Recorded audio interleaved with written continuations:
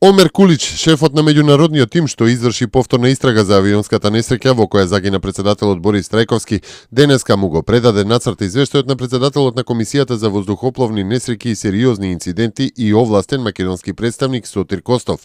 Македонската комисија во следните 2 недели ќе го разгледа извештајот и ќе ги достави евентуалните забелешки и сугестии, пошто до крајот на годинава конечната верзија на документот треба да им биде предадена на властите во Босна и Херцеговина и во Македонија.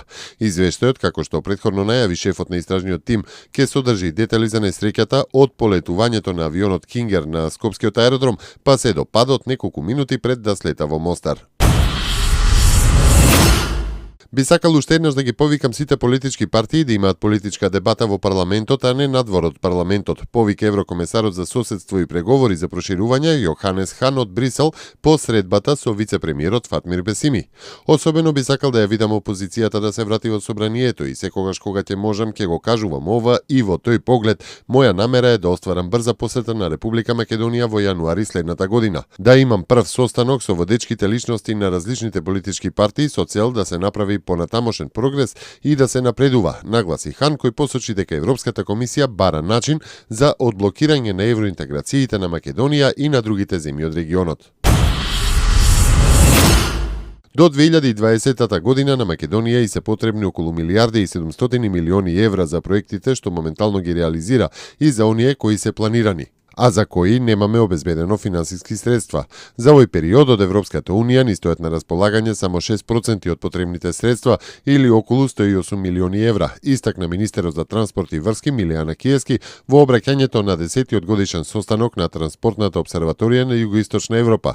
Јана Киевски потенцираше дека сите проекти што ги реализира Македонија се на европските коридори, нагласувајќи дека како никогаш порано државата е фокусирана на подобрување на инфраструктурата на коридорите 8 и 10.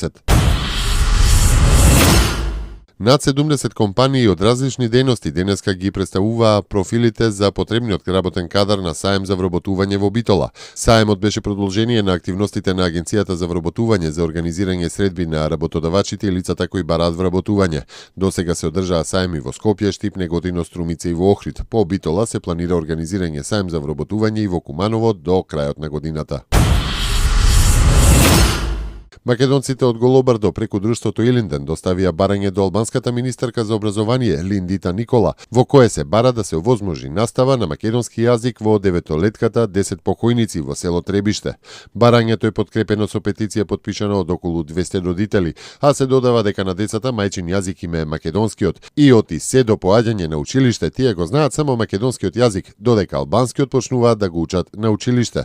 Сите барања досега не добиле позитивен одговор, па дури албанската влада не го реализираше и ветувањето дека македонскиот јазик од лани ќе се изучува како наставен предмет од 7 деление.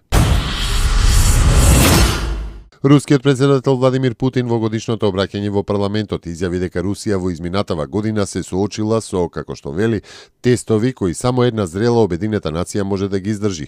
Тој оцени дека Крим има свето значење за Русија и украинскиот полуостров го споредби со Ерусалим. Путин додаде дека Русија ќе ја почитува Украина како братска земја, но оти трагедијата во источниот дел од државата покажала дека руската политика била исправна.